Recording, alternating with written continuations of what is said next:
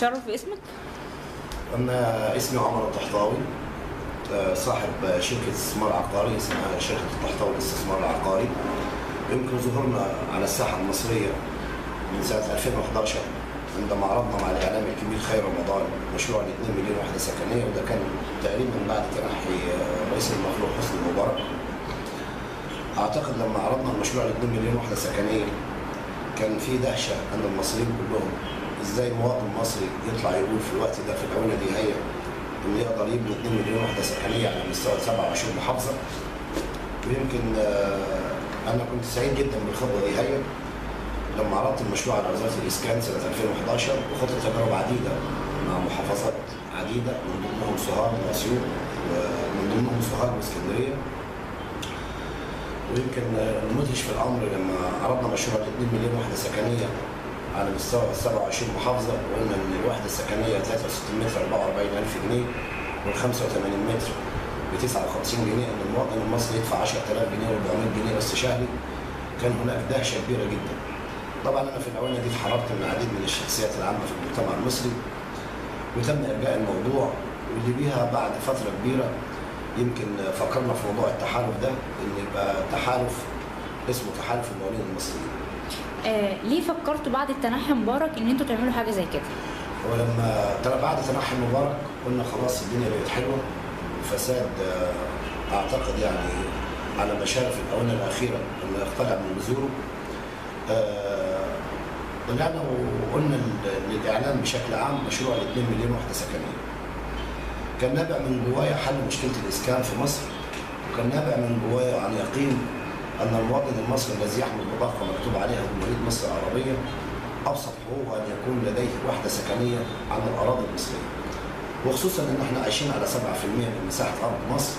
أعتقد رب الأسرة الرجل البسيط الفقير اللي معاه 4 أولاد ما يقدرش يدفع في الوحدة 150,000 و140,000 أو 200,000.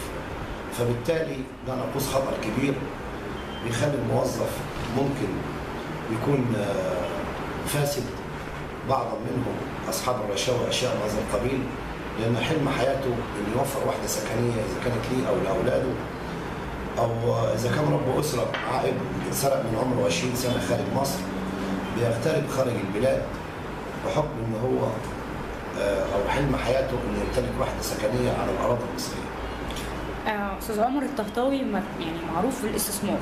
نعم. فكرة إن حضرتك تخوض تحالف وتقدم للناس، ليه الفكرة فكرت فيها؟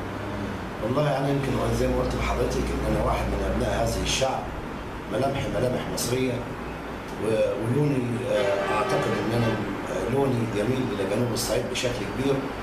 ولحد هذه الاونه نحن متشبثين بعاداتنا وتقاليدنا ان الانسان ينظر للانسان الاخر، بمعنى عايز اقول انه لم يستحق ان يعيش من اللي بيفكر في نفسه فقط، لابد من نظره الانسان الاخر.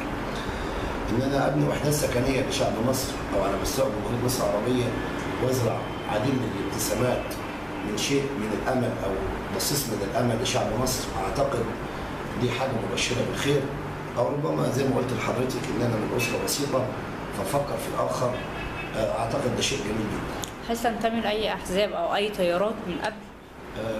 احنا مالناش علاقه باي حركات او احزاب او اشياء من هذا القبيل. احنا تحالف اسمنا تحالف المقاولين المصريين، منضمين معانا عديد من الشركات المصريه البسيطه والشركات الكبيره، منهم من داخل مصر ومنهم من خارج مصر. زي ما قلت لحضرتك احنا لما عملنا تحالف المقاولين المصريين كان هدفنا حل مشكله الاسكان في مصر. ازاي؟ حل مشكله الاسكان في مصر، بل في الوطن العربي، ان تنطلق مبادره وطن عربي بدون ازمه اسكان من الاراضي المصريه. اعتقد ده نموذج للمواطن المصري البسيط الذي يبدا ويبتكر ويقدم نموذج لخدمه الانسانيه في العالم باجمعه. ان مصر ما زالت ولاده، وعايز اقول كمان ان آن الأوان أن المصريين أن مصر تحتضن أبنائها، إذا كنت أنا في الإسكان وآخر في الطب وآخر في الهندسة. آن الأوان أن مصر تحتضن أولادها داخل وخارج مصر في شتى جميع المجالات، منهم زي حضرتك كده في الإعلام،